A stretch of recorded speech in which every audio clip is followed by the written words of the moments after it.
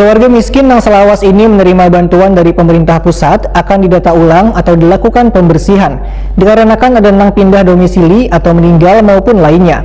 Pembersihan data keluarga miskin ini sesuai surat dari Menteri Sosial Republik Indonesia untuk memastikan semuanya masih berdasarkan nomor induk kependudukan domisili di daerah.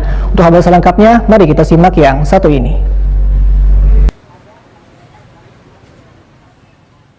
Keluarga miskin Nang Selawas ini menerima bantuan dari pemerintah pusat akan didata ulang atau dilakukan pembersihan, dikarenakan ada yang pindah domisili atau meninggal maupun lainnya. Kepala Dinas Sosial Banjarmasin Iwan Ristianto, Waitakoni Prima TV Jelang Tengah hari Selasa 2 Maret 2021 memadahkan akan membersihkan sebanyak 49.000 data keluarga miskin Nang Selawas ini menerima bantuan dari pemerintah pusat. Pembersihan data keluarga miskin ini sesuai surat dari Menteri Sosial Republik Indonesia untuk memastikan semuanya masih berdasarkan nomor induk kependudukan domisili di daerah.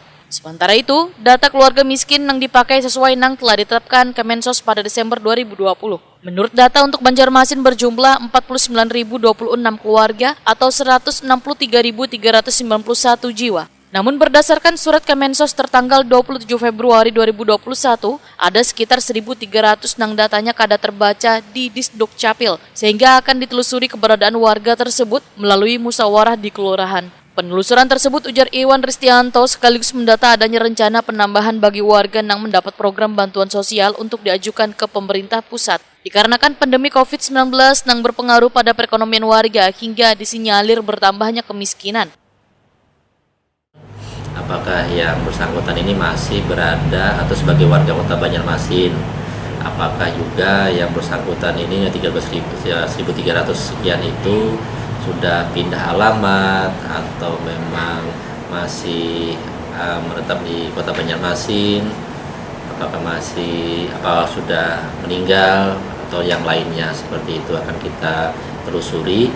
Paling tidak dari 1.300 ini masih bisa kita pertahankan, karena kalau misalnya tidak sesuai dan tidak bisa dipertahankan, maka yang bersangkutan akan tidak lagi menerima bantuan program dari pemerintah pusat, seperti itu. Upaya yang dilakukan apa Pak Sudah?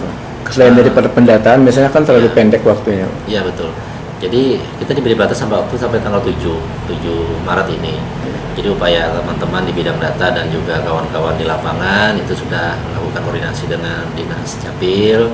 Jadi sudah dapat beberapa data yang sudah di-screening melalui siap di Capil itu sudah di-screening. Kemudian ada beberapa yang akan kita lakukan penelusuran di lapangan.